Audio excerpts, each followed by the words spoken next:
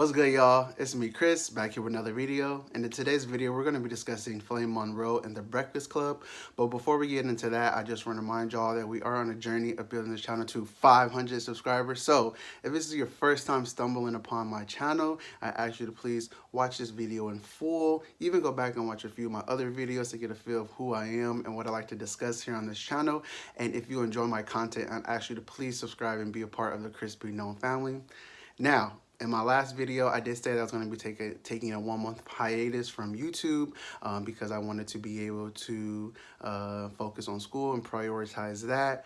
But I forgot to mention that if there was something pressing or something enough important for me to talk about, that I would cut on this camera and make a video about it. So that's where we are here today. Also, I was able to turn in my essay this morning, and I found out that we got our dates in which we're going to be presenting our speeches, and I'm going on the last day, so that gives me an extra like 9 days to prepare my speech. So I actually have so much relief now that the essay is done, and now that I get a few more days to prepare my speech. So I decided that, you know, with the combination of how present I feel like this video is and just having a little bit more free time now, here is this video. So here we at, y'all, back again, giving you a little bit of Chris Be Known. So for those of you that don't know, this past Friday, the Breakfast Club conducted an interview with the stand-up comedian that goes by the name of Flame Monroe. And I know that there was a bit of confusion of how to identify her, because in her interview, she says that while she does present as a trans woman while she's in entertainment, that when she goes home, she takes it all off, and she is a black gay man with her children and around her children's teachers. It's a bit confusing because she also has had breast augmentation before. But for the sake of this video and this conversation, we're going to refer to Flame Monroe as she, because that's how she presented herself here on this radio interview. But before we get into a lot of Flame's comments, I just want to talk about the Breakfast Club in general. That it's funny to me that these celebrities and people still go on to these platforms to promote themselves, knowing that the type of toxic and dangerous environment that the Breakfast Club breeds. Like, constantly, the Breakfast Club has been under fire for the way that they conduct their interviews. Back in the day, way back in the day, when they were really reckless, the inappropriateness that Charlemagne would ensue on women and the type of questions that he would ask. Constantly now, there's been like black trans women on, there's been black gay people on, and they just constantly like belittle people, they disrespect people. It's a breeding ground for toxicity that a lot of people are okay with constantly. Like, their brand has never really suffered. People are interested and engaged in that foolery and that ignorance. So there's no surprise that this type of interview came on, that this type of interview was conducted. But I do think it's very important that people who are socially conscious and people who are aware, that we call out and critique this shit. I wanted to make this video because who else is going to talk about this shit? Straight people aren't. Straight cis people are not going to talk about this. They might not even see anything wrong in this interview and will just take it as bond. So I want to play y'all a quick clip, and then we'll expand on that, and I'm about to get into that ass. Will not allow people to be, and I keep saying, the world is not going to see us. We keep asking for inclusion. And if you force feed anything on anyone, you make them hate it. The gay community, my community, we are forcing, take us, see us, accept us, let us be with you. You don't need to get down with my lifestyle. That don't mean I can't be your neighbor. I can live next door to this nigga. I ain't got to go to his house for barbecue. He probably don't season his food right anyway. I ain't got to go to his house for barbecue, but we can coexist in the same neighborhood if I stop trying to put my lifestyle to make him accept what I am. I don't ask him what he doing. My business ain't his business. His business ain't my business. But that ain't what we want. You know why we could coexist? Because you like to laugh and talk shit. And at the end of the day, that's all everybody wants to do. If we can laugh and talk shit, we good. I don't give a fuck what you are or what you do. We overly sensitive as a people. The nation is becoming overly sensitive. Yeah. That's what's happening to comedy. Everything is so censored. You can't say this. You can't say that. You can't offend this group. They're going to start burning flags in front of your house and throwing marches and shit. Oh, my God. What did you think about Dave Chappelle's? I thought that Dave Chappelle was wonderful. I'm a fan of Dave Chappelle's, and the nigga was spot on with what he said. He only had one thing wrong with the LGBT community. He said that the lesbian, gay, bisexual, and transgender was in the car. Not true. Gays drive, lesbians in the passenger seat, bisexuals in the back seat. Trannies not even in the car. We on the side car riding with them. They only pull us out when it's time for a benefit or some entertainment or a parade. But we are not allowed to go into the boardrooms to make decisions on what's happening to our future, to our health care, or to our housing, to our mental status. They don't do that for us. The gay men put us back on the outside because it is a pecking order in every aspect of life. And it's still a gay white man in America, still a white man in America. He can have a purse and a pair of shoes. Every time he opens his mouth, a Louis Vuitton can fall out. He's still a white man in America. He still got that privilege. Boom. Yeah. There it is right there. Let's just start with the latter part of it real fast because I want to get that out of the way and say actually Flame Monroe was correct. A lot of times in the LGBT community that we do treat the trans people as much as an accessory. They do get left behind constantly. They are excluded from a lot of spaces. There's a lot of privilege in being cisgender, and I think that a lot of the lesbian, gay, and bisexual people who are cis do take up a lot of space of that. So I will say that Flame Monroe's comments about how the LGBT community treats trans people is very valid, and that's a fair critique, and I actually agree with it. But almost everything else she said was so discouraging, so dangerous, so problematic. All the buzzwords that you hear everyone on social media talking about, that's what this interview was. It was very fucking harmful to a lot of people. Very fucking harmful for a lot of people. The interview was 30 minutes long, and she said problematic thing after problematic thing after problematic thing. It was exhausting to listen to, quite frankly. And usually with those type of interviews, I love like 45, 50 minute, hour interviews. I'm like, yes, give me more. Like, yes, like expand on ideas. And it was just like 30 minutes was plenty enough. Honestly, she needed only 15-minute interview. So like I said, I'm going to break down some of the things that she said. So when she was going through this spiel about how she puts this on and she's a trans woman when she's out and about, and then when she goes home she's a black gay man, I was just like, you know what? That's fine if that's your experience.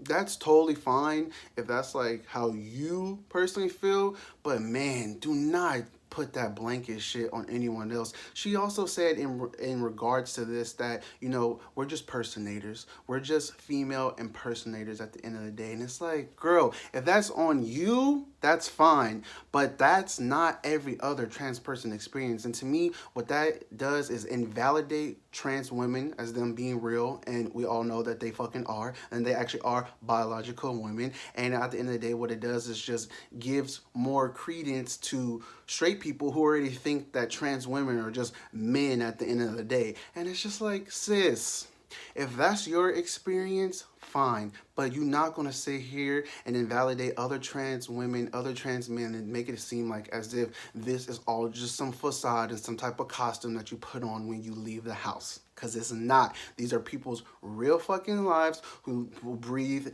day in, day out as trans women. I'm really tired of this conversation when it comes to trans people about biology and genitalia. You had DJ Envy asking Flame Monroe, when did she transition? And Flame Monroe is just like laughing, and just everyone is just acting like a damn fool. And it's like, we've had these conversations before, and specifically on Breakfast Club many a times. You had Janik Mock on Breakfast Club explaining this shit. They constantly ask these questions just to get a reaction from the audience, just to constantly make a fool, because they still after these in-depth conversations from multiple guests being on the show, they still want to ask the trivial, immature, silly, dismissive questions of like, when did you transition? And do you still have a penis? Like, what the fuck does that have to do with trans women?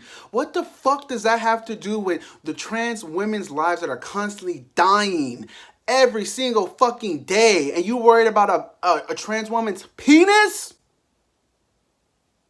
I'm tired of it. I'm tired of a conversation around biology. It's so elementary. We've moved past that. We have moved past that. If I was these trans women, trans men, I can't speak for them, but if I were them, I wouldn't even entertain or answer those type of questions. I would say, your Google ain't broke.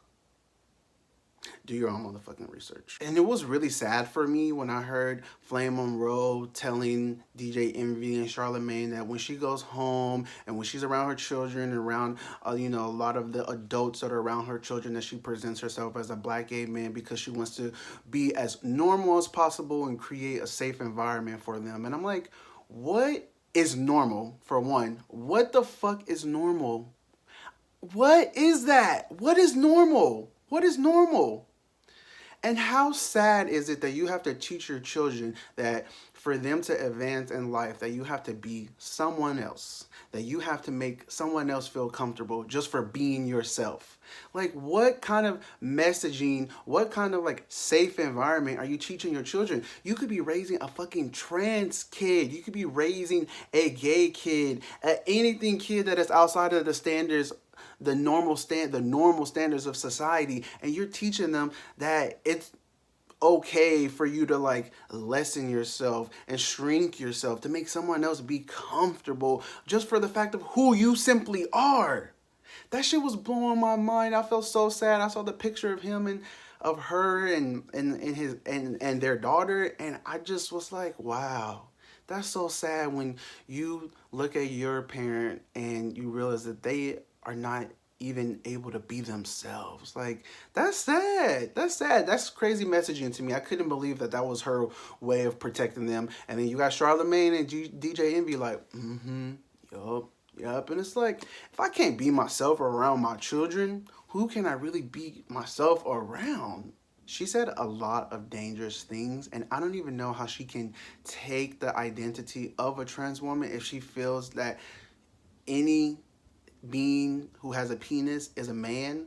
Like, I don't even know how you got to the conclusion that you were a trans woman if you believe that. That's silly to me. If you believe that trans women are simply female personators, how do you even get to identify with being a trans woman? You see how these things are? Like, people hear this shit, especially the type of people who watch The Breakfast Club and the masses. They hear this shit and it just validates them and go, yeah, those trans women, they're not real. They are just putting it on as a facade. It just gives them more proof of, you see somebody in this community, they're validating my ignorant thoughts. So what the fuck y'all tripping for? What are you guys complaining for? Because that's what Flame Monroe said also, that we're complaining too much. We're asking too much of them. And it's like, sis, if you don't understand anything that's going on, if you think that we're complaining too much, then just shut the fuck up. I've said this time and time before. If you don't have the range and the knowledge to be able to really discuss this shit and understand what people are saying, shut the fuck up. In the meantime, while I work on my liberation and you go do your foolery and clownery, there's nothing wrong if you want to act like that. But listen, I'm not down with that shit. I'm not down with having to shrink myself, with having to be less than anything than just me to appease whoever the fuck else. So that's what we're fighting for. We're not fighting to be with straight people. I could give a fuck about being with anyone as far as I'm concerned. I'm concerned about us not losing our lives and us being able to have equity just as much as straight people have. That's what I'm fucking concerned about. Talking about, like, if you don't agree with my lifestyle, we should be able to coexist together. One, being gay is not a lifestyle. Being gay is not a lifestyle. This is not something that you choose. I had a very interesting conversation years ago with my younger brother. You know, I'm a very critical person, so I was giving him some feedback about the way he was acting and his characteristics, and he said, God damn, you're so judgmental to me.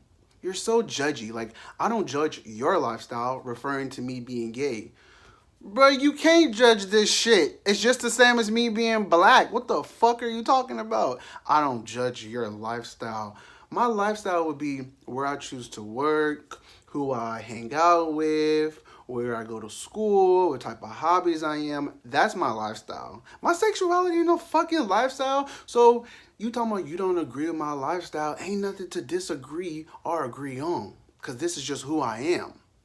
And two, talking about we could coexist. No, the fuck we can't. If you can't see the humanity in me, no, the fuck we cannot exist. No, the fuck you will not catch me living in a house in a neighborhood knowingly with somebody who fucking don't see me as a human. No, the fuck, we are not living nowhere. We're not existing in no kind of space where I don't feel safe then. So you could bump that too. It's just really sad that when you see someone who has had a long-lived experience of being in the entertainment industry and also living as a queer person, just dismiss the concerns that other queer people are saying. It is really fucking sad, especially in the spaces what you're doing on. You come onto the Breakfast Club, which is one of the most toxic spaces for ignorant people, and you come on and you say the most ill-informed, ignorant things, and you say it proudly too. You say, oh, I know that this is going to get me a backlash. Oh, I know a lot of people are going to have a problem with what I say. Then why the fuck do you say it?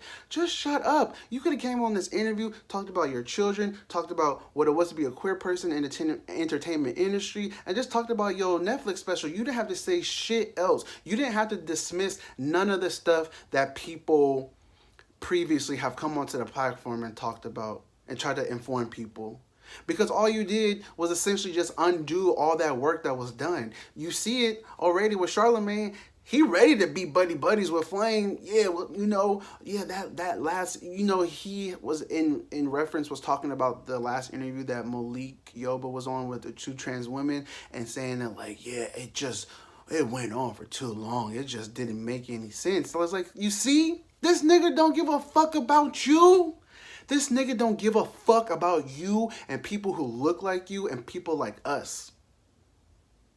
These niggas, this platform just wants somebody to stroke their dick and stroke their ego. Have no one really called them out of accountability. So that's why I felt like I wanted to get on today and talk about this video. That like, at the end of the day, if you don't know, if you feel like people speaking out against shit is wrong, just shut the fuck up and mind your business.